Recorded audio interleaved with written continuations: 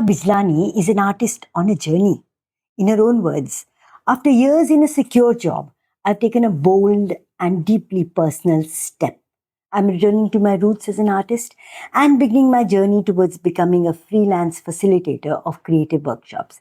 As a single parent with limited resources, this hasn't been an easy decision, but the call to live a life filled with purpose, creativity, and freedom was too strong to ignore. Art has always been central to who I am, my way of making sense of the world, of healing, and connecting with others. Somewhere between survival and surrender, I found the courage to begin again, softly but surely. I'm now in the process of building this new chapter with heart, resilience, and an open mind, eager to learn, grow, and eventually create spaces where others feel inspired to explore their imagination and can tap into their own creative potential.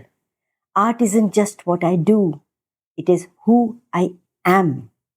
Hello, hello. Hello, guys. Welcome to our podcast, Theatre of Joy.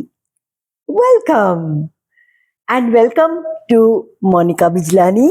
I'm so honored that you are here to talk to us and to all the viewers. I'm more honored. I'm so grateful for that. I'm grateful that you have me. So here, lovely. Actually, I met Monica many years ago.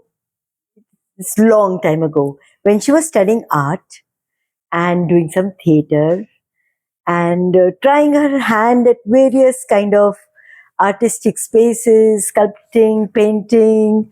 I even own a painting of hers. And now we met after a while. I mean, we met in the middle, but we met after a while. And I know that the world has opened up for artists. It's probably different now. I'm so curious to find out from Monica, where is her art taking her now? What spaces is she thinking of exploring? What she has done after she was an art student in the Chandigarh College of Art, and uh, what were her dreams then, and where she's come, and what all has happened in between all these years. But especially, I want to know about what it is like to make and do art in today's times. What was it like earlier, Monica? Yeah. My agendas are very, No. very deep. No. I understand it is important to have these deep conversations Yes, and not be kind of very you know, superficial. not every day you meet an artist like Monica. Thank you. And Yeah. tell us a little about yourself. Okay, yeah. So, I mean, we first met, like you said, many years back when I was a final year student at the Government College of Arts here. Yeah. And the beautiful thing that happened, I was into painting, but in our final year, something very interesting and very beautiful happened to us. We took the community theater workshop with you and Chani sir, and that kind of quite changed our perspective. I mean, everyone was warning us like, this is your final year and you need to be focusing more on your work. Why are you putting yourself into this? But the kind of change and freedom it brought to my work, I mean, I felt so liberated with just doing that. So that itself was the first point when, before that, of course, when we decided the first step, when we decided that I want to study fine arts, and being in Bhopal, I'm having done my schooling in Bhopal, to take the decision to come all the way to Chandigarh to study, and knowing no one here. So it was, I mean, I give credit to my parents also, who had the trust in me to send me so far. So long ago. So long ago.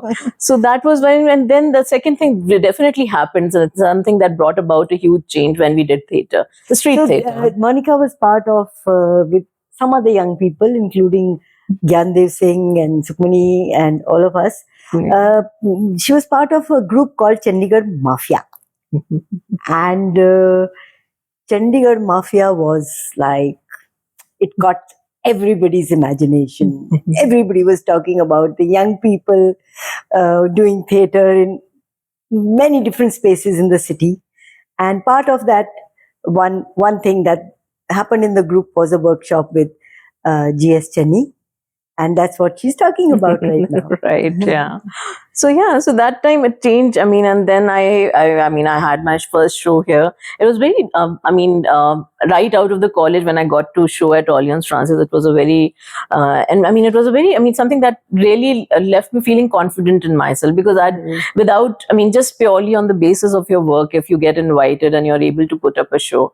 That So that is was, that yeah, is a, that was a the art show. art show. Yeah, my first art solo show. It was titled Plunge. I mean, yeah. Which year was that? 2001. Okay. 2001. So that was kind of, I mean, before that also we participated in some national exhibitions. In fact, the painting that you have, it also won, it was a finalist for the Nokia Art Asia Specific Award. Okay. So that was something that, but then after that, I mean, once we graduated, life is a little different, because till you are studying, or I mean, there you have no responsibilities and no you have expectations, resources. and you have resources, and you have ample of time to explore. No one kind of is after you for anything. But after that, something on personal front, things happen and life happen and things change. But I never, I mean, art was something that always kind of held me. I was not able to kind of devote, or I was very passionate till my, I mean, after, till the show was there, and even after that, but things happened which I couldn't, I mean, be as involved in it as I intended to be when I was studying. So for a couple of years, there was something that I couldn't put myself fully. Happens, I guess. Life happens, yeah. So, but then I never left. I mean, as soon as I was able to, I pursued again, and it was still very colorful. My works were very colorful when I was, and they were very inspired by very free strokes, like childlike drawings, and kind of that really inspired me. So that continued in a way, but there were some changes. I became a mother, and people started noticing that I always kind of, I mean, I was fascinated by trees and fish and all that. So they were always a big fish and a small fish that I never noticed why that used to happen. But so that was a phase, and also something that some motives and some things that I was attracted to, they came back into my work. And acrylics, and again, I was painting a lot on boards and all that. But at the same time, I started exploring the digital medium. So that was also kind of, that gave me scope, because first I won a state award in that State Lalit Kala Academy for one of my digital compositions. So that kind of, when I became a mother and there was limited space and time, the digital art really came to my rescue, because I could explore it like a blank canvas. I got acquainted with Photoshop and all that. And I started working in that medium a lot. So still my works were quite colorful, though they had come from the board and the canvases to a digital, and I used to get them printed, and that was also a learning process on how to get it on, right? At times print them and then paint on them as well. Actually, making art is itself like a whole learning process. And we have to be open. Explore. At times accidents happen. It's a desire inside. Desire. It always finds a way. Is what I mean. If there are limitations, the artist in you will always find a way to be able to pursue it, and that's the most beautiful part. I mean, even if the circumstances are not conducive, it doesn't die. Once that it's inside you, I mean, and you have nurtured it towards it. It's not easy. Like, even though most of us are born, I mean, in fact, all are born with a certain talent towards drawing and all that. It takes but they have to nurture it. It cannot be like just left alone. And learn some skills. Yeah. So that if you do and you have passed the stage, then it will not leave you. But if you're an artist, you can't be an ordinary person. You can't have an ordinary life. I mean, that's difficult for everyone, because they judge you. We are judged. Like, we do not kind of fall in the same bracket as most of the people. And we're not, I mean, it's not like something I'm taking pride, something I cannot help. Yeah. Because if we do everything then there's no creation. So there would be some anomalies that people would see in us and find. Some would appreciate it, some would kind of reject. Why are you like this? That happens. Like, we have to make it part and parcel and live with it. We have to be. We cannot be dishonest to ourselves. There's a most, interesting that we cannot be. Even if we try, that we won't want to fit in. You would be so unhappy, and you would actually be physically ill. Yeah, you're right. If we do that, it's not possible for us to thrive or even survive. So that is like, people have to accept us the way we are. And I mean, it's not like we are out there to harm anyone, but we would come across a little different in our way we do things and experience things. About all the spaces that Yeah. you've explored your art in? Yeah. So, I Like mean, this painting, this yeah, sculpture, yeah, but yeah, yeah, I'm yeah, sure yeah. But I mean, the final year itself, I got into installation, which was quite, I mean, ahead of its time at that point, but nothing with that agenda that I want to be different. It was something that we had a very nice creative composition professor here, Sanjeev Soni sir, who kind of, if you went to him with something, he kind of made you explore much more options. So what, I mean, I had created an installation which... But would you explain to people who are Mhm. not so familiar with that? Right. So language, it was... what is an installation? Installation is like, I mean, art is like something you just put up on the wall. But when it comes to installation, it can be your own art that isn't made in 2D. You kind of put it in different ways. You install it. But it can also be something that it's like more 3D in nature. What I took at and looked at installation in my final was to create something more 3D, which is not just two-dimensional on the wall, which is a little interactive. So, I mean, it kind There are of some occupies paintings space also at the which third has kind of dimension. stuff on them Yeah, it and can be stuff like on- on different, I mean, it can be like, it has a vast meaning. It's like, it's something is installed. It's not just displayed, it's installed. So it has usually a third dimension to it. So that's kind of becomes an integral part of it. But necessarily, I mean, anything like, I mean, it just depends. It becomes very subjective. I mean, how and what you would define as an installation and how it is different from a display. It can be like, I mean, you put paintings on a wall itself, but you kind of have, I mean, make some collage out of it and say, this is, I've installed them in a way so that they create this something, some different experience. So even that can be. But for me, it was more working in 3D and I mean, I was a painting student, but I gave this third dimension to my work. And then I took the same motive and experimented it and made it in different mediums. One was cross stitch, one was fiber, one I got it welded. And they were like 12 pieces, I think 4 and 3 and 4, yeah. So they were, I mean, all in different, and that was here in Chandigarh, it was very appreciated, that it was something very interesting and there was lights and all that. But when I take the same thing to Bhopal, which is my hometown of sorts, I mean, there they say, how is embroidery, how is this, all these different fiber mediums art. But now, I mean, when we see that it is much more appreciated, all these different mediums, when they come into our work organically. Like I have been kind of doing embroidery as a kid, so it will come into my work. So it's organic. We are not bound by any medium that we'll only work in oil or we'll only work in one. Whatever we feel like, that freedom is kind of very integral to what we do as an artist. Yeah. So at that time, it was not as appreciated, but I mean, look back at it and I'm proud that I never was influenced by what is.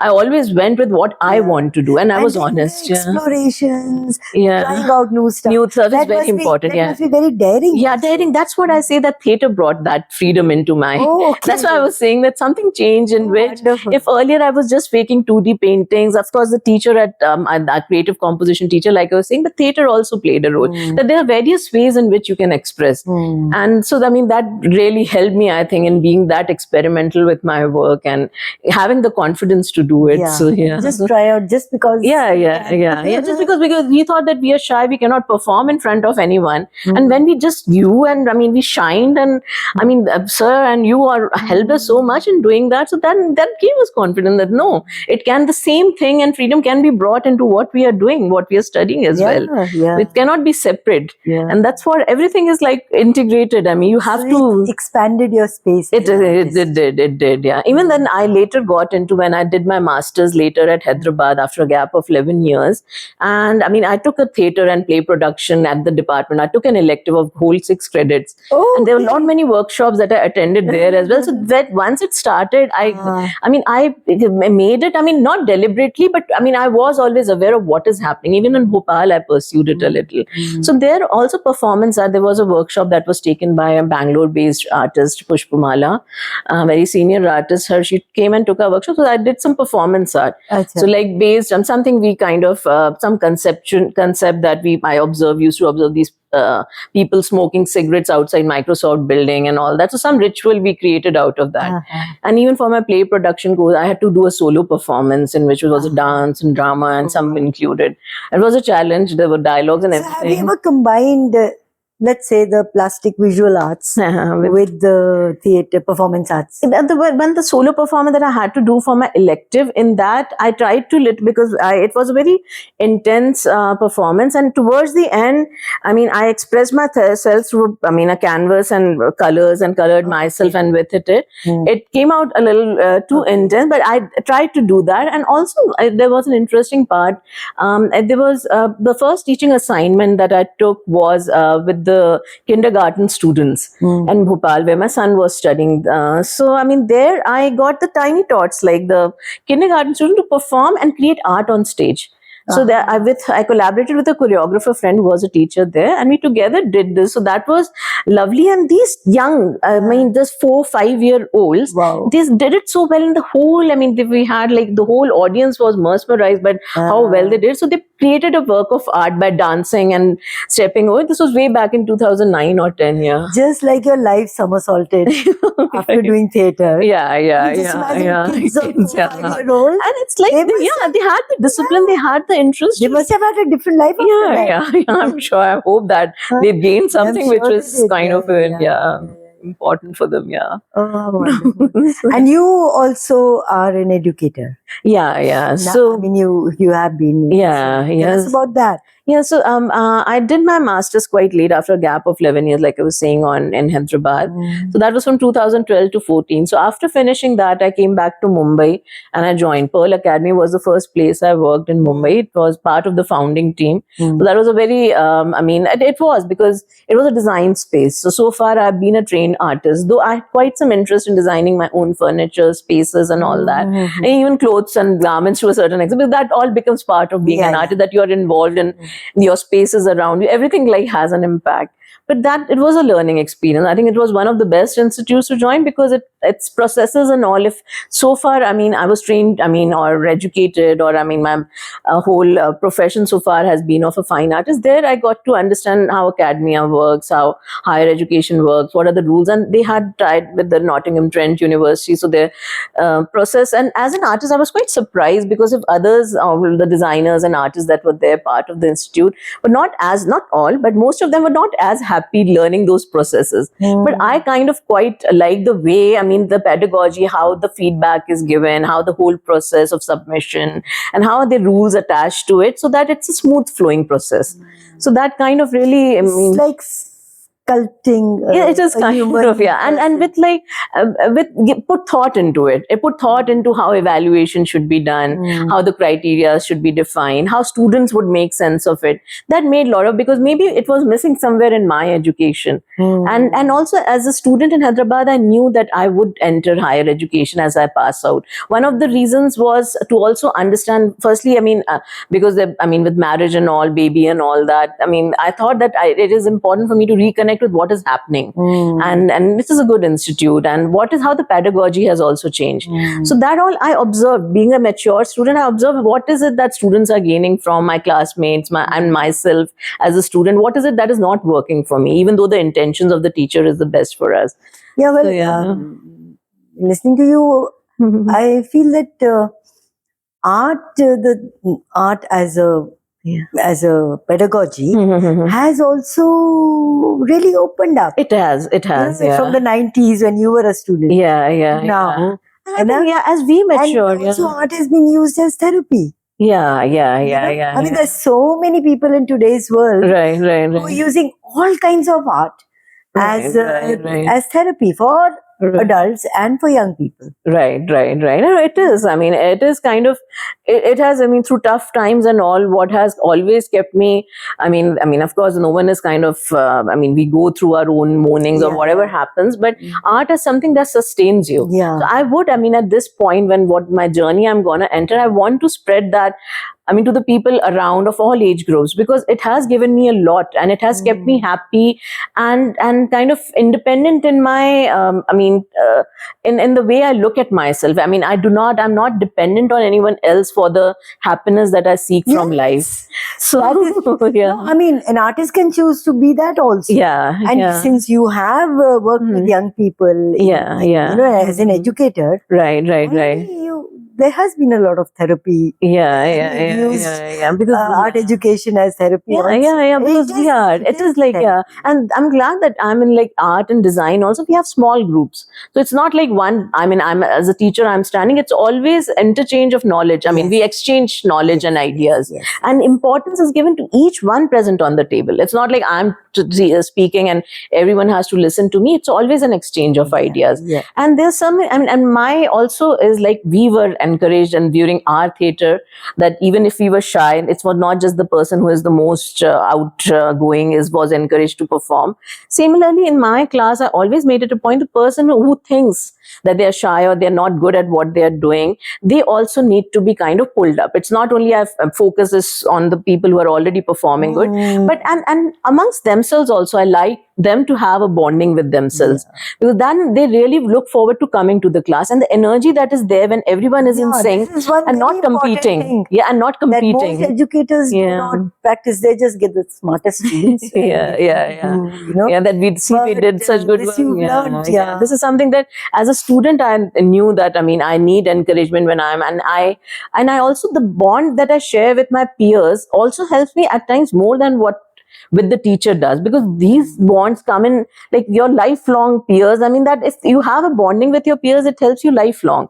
I mean, because you're in the same field, you will prosper at times, and design is all collaborative. I've taught in the design space, so I'm talking more about it. And art is also to a certain extent, but design being like, it depends on various factors and expertise. So it has to materials and knowledge about different, you have to, right. And what you're working with, what is the end outcome, who is it catering to, so that expertise you will not have in everything. So there is a collaboration that always happens. So how to, I mean, instill that? I mean, competition, healthy competition, it keeps you motivated, encouraged to do better without stressing you out, right? So that is also the role of the teacher, I think, how to maintain that harmony in the class so that students are well settled. I mean, they know that they each have their space, and the teacher has, I mean, has their back. So it's not like, I mean, they are, so that feeling gives them a lot of confidence to flourish, and I've seen them flourishing, and that's very heartening as a teacher to see the students. And so what are your plans as a you're also a storyteller, right? I do. I mean, since I have been teaching in the design space and the theater background, and also I like to read and watch a lot. And also, I mean, as a community, I recently, I mean, in my last role, I was a program director for communication design. And before that also, I mean, that's interesting. Right. So from art to communication design, but all these 10, almost a decade in design education, and being closely, also when I moved to Bangalore from Mumbai, I was associated with the university spaces. So, I mean, all the, what happens, I mean, if these Pearl Academy and all, I mean, I really learned a lot, but they were not had the freedom to design their own curriculum. But once we come to the university space, there are many challenges. It's not like, because it's just interesting because there are different schools, but then the best part is we have the freedom to design the curriculum. So that, as a program director for communication, I had the opportunity to kind of make it very modern, contemporary, because communication is vast. But during this journey, I also became, like, since few years, I started taking up the module of storytelling, first as an elective, then as a core. And as an elective, it's all the more interesting because we have... You studied as an elective, or you taught? Taught as an elective. And in universities, I think the best space that I love is taking electives, because we just put out our course that this is what we are going to take. And different background students from engineering, business, liberal arts, humanities, they all enroll as per their choice. It's not compulsory for them. So we get the students, most of them are out of interest. Some are like, they think it's easy, or that always happens, or maybe it's scoring. But so that was, I mean, an interesting space to get all these. Which university are you talking about now? This, the last where I was, my last assignment was with RV University in Bengaluru. I was with the School of Design and Innovation, but I mean, since couple of months, I've not I've left it. I mean, I've taken the conscious decision to kind of, it was not like that I was not enjoying, but I think it was, I have a son who kind of is now in college, and I thought that now is the time that I can, I mean, because what was happening with, I mean, teaching as full time, and then Bangalore has distances and the traffic and all, I was not able to devote time at all since past couple of years to art. So that was somewhere eating me. So I want to start, I want to give it a couple of years. maybe then I go back to it. But in the meanwhile also I'll be taking up visiting roles, visiting faculty assignments in various places and traveling and seeing. But the university lost a good teacher. Yeah. I think. I would love to be a student. Thank you, ma'am. Imagine, my God, the world has changed since I was a student. Yeah. Imagine elective storytelling. Wow. Yeah, right. And students take interest. I mean, Yeah, I'm sure. the most shy, like I experienced, I also think the person who feels shy, they can't write, they can't explore, they were able to express themselves beautifully. And the confidence that they had in me, I mean, if they approach, I mean, it is a conservative, I mean, the university space, especially in Bangalore, is a conservative space. Being like, I mean, whatever it is, but they had the confidence that it's Monica ma'am's class and we can explore. I mean, and they touched some very bold subjects and they never even asked me. They said that no, ma'am would be okay. And they were very comfortable with each other in the class. And that I say Which is a very you created. is an achievement. Yeah, that's the best. It's a Safe space. And They a could brave express space. anything that they feel, religion, politics, everything we discuss. And I think it's important Yeah. that in higher education we do not shy away from these. We are able to politely, we are able to kind of immaculately also, whatever little knowledge you have gained, able to express what you feel about these subjects as well, and understand from each other, because that doesn't happen at this level. Then as adults we kind of are very, I mean, we get polarized because we never talk about it. Yeah. So we form our own opinions without knowing the other person's. At a young age, Or if ideas without are learning exchanged, the larger picture, and when we discuss, we get to know more things about it. We develop the curiosity to read and learn more about it. So I mean, it was a nice space. So that was, I mean, of all the subjects I've taught, my core is visual representation, material exploration. Those also I thoroughly enjoyed. But lately I've been teaching these art and media. And you have a lot in your Jola. You have theatre, you have art, different mediums in art. You have, a career as an educator and so many things. Yeah, let's see. Yeah.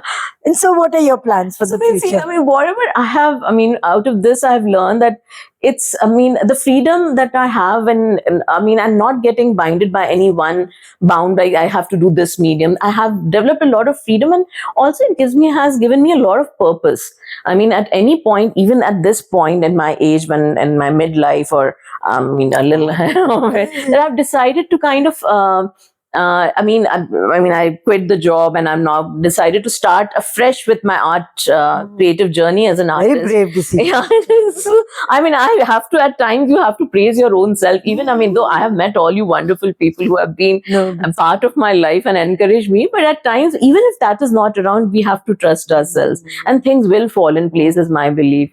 So, I mean, I want to spread it, I mean, what I have learned, and it has also given me immense confidence on how to, so I want to spread like how people should engage with art, because there is very outcome oriented art that people practice. But in art college, we are not taught art like that. It's very expressive and we have a lot of freedom.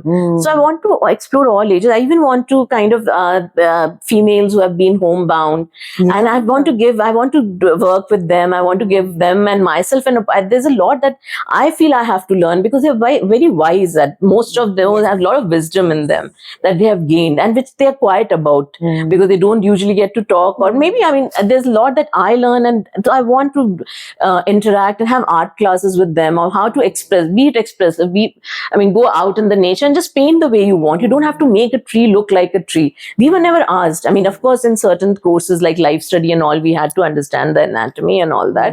But there was creative composition in which we had the freedom to look at the world the way we want, without any kind of boundaries. Express. So something that kind I want to get it, and it is therapeutic, and I think that would kind of be a therapy. I mean, to have like, I mean, okay, we don't care about what others would think of what we are making. I want that to, I mean, be taken away for a bit. Maybe later on, it kind of. The world has seen so many faces in art. Yeah. Impressionism. Yeah. Like, Right. I mean, the possibilities are immense. Even though with artificial intelligence and all that. But but at the moment, I'm keeping that aside. I don't want to think too much about it, because what I'm wanting to do is want people to be working with their hands and getting that freedom. Yeah. So I think that is something that is helping me now. Actually, just the right time for you to kind of step up like this. Right. And this is also very something interesting. The first time I decided that I want to study art was, I mean, I had to prepare. I mean, I had no clue at that point, way back in 1996, how to go. I even not aware of BFA or anything.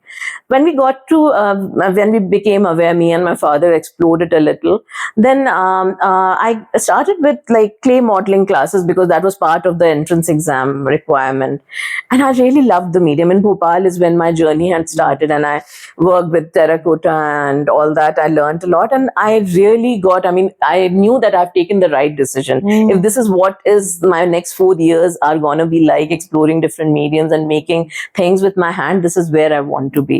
So now, I mean, as I start this, I recently attended a retreat in Himachal. So I was just looking back, and Chandigarh is also where I studied, and I revisited it after 22 years. So that same happiness that I had experienced way back in 97 when I had come to give the entrance, and I knew this is the place for me. And the same journey that I first went to Himachal and did that exploration with the clay, the medium, that has been something where I started the professional in a way, or more conscious decision of becoming an artist. So that has also again brought it in me that, I mean, something that, I mean, that has been rekindled, that flame that was there. So that's all falling in place. Let's see, I really want to take it, and like I said, not just keep it to myself. At this point, I want to combine storytelling. I want to combine all these different mediums. Clay has its own, I mean, it has its own, I mean, property, way of telling stories. And it is powerful. It kind of gives you so much, because I always, even when I taught clay modeling to my students, that it's like an infant. You have to give it a lot of love and care. And then it gives it back to you, but you have to be very gentle with it. So something like, I mean, to give an art and colors and papers and folding and, I mean, painting or wires and fabric. So all this, I mean, so I want to let's see, I mean. I think, Monica Bijani, you have had a very interesting journey. Thank and you, a very interesting journey ahead. No, thank you, ma'am, yeah. And I'd love to sort of connect again after a few years. Yeah. These are tumultuous times. Yeah, We need, get away from computer screens. Kids need to be, taught about the possibilities that there are in direct bonding, contact with the elements and people. One of the aim is also to bring them, so that not just with me, I want them to bond with each other and create something special, which is kind of very important, and that gives them more joy. I mean, and through creativity, they bond. Which they're not doing by their mobile phones. I want them to connect to it, because it's beautiful to have friendships, and I want to somehow through my work encourage that as well. If I am able to, I would really love to do that. That bonds are created. Oh my God, it's been so wonderful talking to you. Thank you, ma'am. Yes, thank you so much. Thank you, ma'am. You again kindled a desire in me to get into it. No, thank you. There's something that I would like to conclude with, because I feel that this desire to, at this age point of life, also to be able to continue and restart my journey. I mean, something that we have never, there's a sense of purpose, there's a sense of curiosity of what lies ahead, which at times I find in my age group, others who have been, not saying that everyone goes through their own journey, which is a little less than, I'm still excited. So something that I want everyone to have some kind of dream and joy, and have some dream that they want to pursue or something. So this also, during our the play that we did in with the Chandigarh Mafia Andhele ke Khilaf, I used to recite this poem by Pash, Sapne. Yes. So I would like to kind of, I don't remember it by heart, but it's very close to my heart. Please. So if I can, so it is like poem by Pash. So it is Sapne. Avtar Pash, the famous Punjabi poet. Sir only introduced us to him. सपने हर किसी को नहीं आते, बेजान बारूद के कणों में सोई आग को सपने नहीं आते, बदी के लिए उठी हुई हथेली के पसीने को सपने नहीं आते, शेल्फों में पड़े इतिहास ग्रंथों को सपने नहीं आते, सपनों के लिए लाजमी है झेलने वाले दिल का होना, सपनों के लिए नींद की नजर होनी लाजमी है, सपने हर किसी को नहीं आते. Thank you. Wow. Thank you so much. Thank you, ma'am.